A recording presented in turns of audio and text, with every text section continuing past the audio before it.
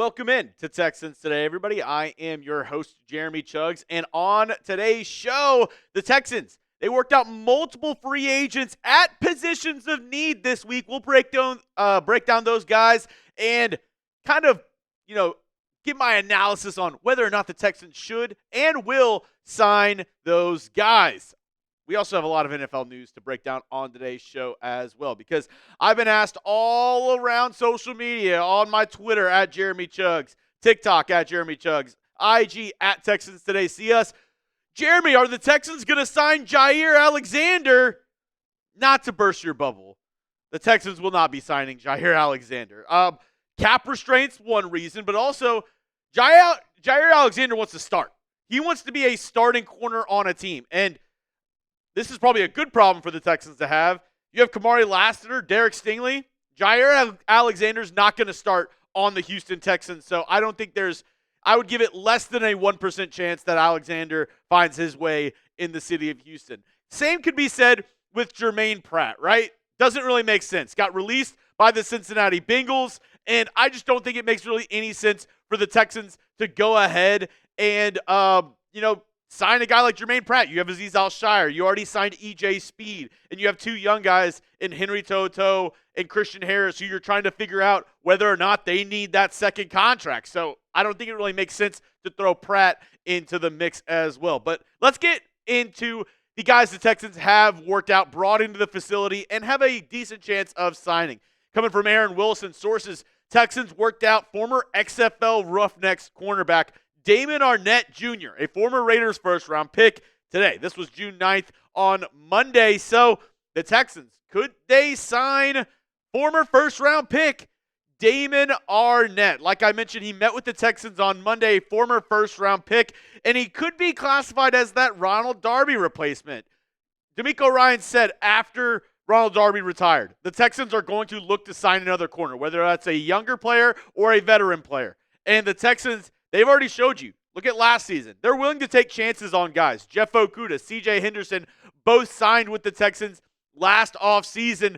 So they could, in essence, do the same thing with Damon Arnette this offseason and give a chance to a former first-round talent. And the reason why he's getting a lot of buzz is Damon Arnette is one of the best cornerbacks from the UFL this year. He was really good. 8 games played, 18 tackles, 1 sack, 1 interception, and 5 pass breakups in those 8 games playing for the UFL Roughnecks. So, obviously, already ingratiated with the city of Houston playing for their UFL team. Does it make sense, though, for the Houston Texans? I'll turn it to you folks at home. Let me know in the comment section. Would you sign Damon Arnette, the former first-round pick, to a cheap contract? Give me a yes. Give me a no down in the comment section. You get with the YouTube ad break here, all good. Scroll on down and give me your answer.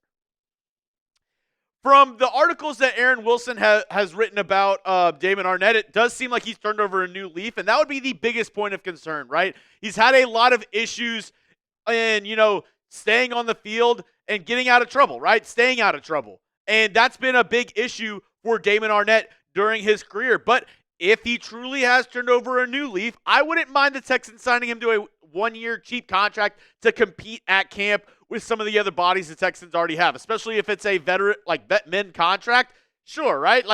Low risk, high reward. If it does work out, you already have Stingley, Kamari Lassiter. As I've mentioned, Jalen Smith, the rookie out of USC, is another, guy who's contending for some time here on this Texans defense. So you at least bring in a body to compete with him alongside Tremon Smith, who you signed in NFL free agency, D'Angelo Ross. Also, you have Miles Bryant on here. So all those guys could, in essence, battle with Jalen Smith and a signed Damon Arnette if they intend to do that. I also broke down earlier this week, some options for the Texans to sign if they want to look at a cornerback. And these were my top 5 that I laid out there. Emmanuel Moseley, Kadar Hollman, Asante Samuel Jr., Levi Wallace, and Rasul Douglas. Those were my top 5.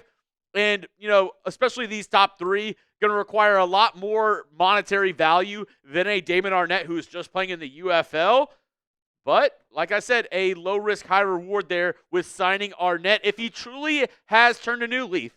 And if he is ready to get serious and have that swarm mentality? Sure, right? He's on the right side of 30 still, and maybe he can turn it around with the Houston Texans. Now, coming up, possibly the biggest need on the roster, the biggest question mark that nobody's talking about. I'll tell you what that is in just a moment, but what else nobody's talking about? This insane deal, this polo right here, is 50% off when you go to this link, chatsports.com/Texans Polo sale. Supplies are limited. So if you want a brand new Texans polo for the summertime, go check it out. The last time I checked, like I said, it was 50% off. So as supplies go down, you never know. Like, they might run out of XL. They might run out of larges, mediums. Go get it while supplies last. That link, chatsports.com/Texans Polo sale, will be in the comment section and description of today's video. Maybe the biggest need for the Texans, biggest question mark, is finding out their long snapper. John Weeks signed with the 49ers this offseason. He has been the Texans long snapper since 2009. What were you doing in 2009? Yeah, John Weeks was long snapping for your Houston Texans during that season. And Aaron Wilson said the Texans have looked at another option along with the two guys that they've already brought in this offseason. Texans worked out XFL Brahmas long snapper Cameron Lyons today, per a league source, previously with the Bears, Giants, the Zips football, and Charlotte football. So, could they look to add another long snapper on this roster? I know everybody's rolling their eyes right now. Producer Smitty even gave me a little bit of a side eye, a bombastic side eye over there. But it is a question mark on this roster whether or not, they're going to be able to fill that hole at long snapper with somebody who is reliable. Right now on the roster, they have Tucker Addington, Austin Brinkman as well. So some guys who they've brought in to be, long snapping competition. Do we trust these guys, though?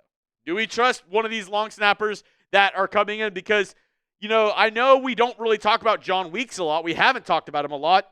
That's a good thing. You don't want to talk about your long snapper. If you don't talk about your long snapper, it's probably a good thing. But the Texans bringing in multiple guys on workouts, I wonder if they will go ahead and sign one of these players. Now, that's all I have for you on today's show, folks. I just wanted to really break down those two guys that the Texans brought in for workouts, possibly signing. And if they sign those guys, more roster moves to come, right? They'll have to go ahead and release or waive somebody. No matter what happens, though, I'll get you covered right here. Go to @Jeremy Chuggs on Twitter. Give me a follow for the latest Texans news on X. And if you made it to the end of the video, why not hit that subscribe button? You made it all the way to the end. We must be doing something right. You get free Texans content all year long. It supports me, helps me out a ton. All you got to do, go down and hit that subscribe button.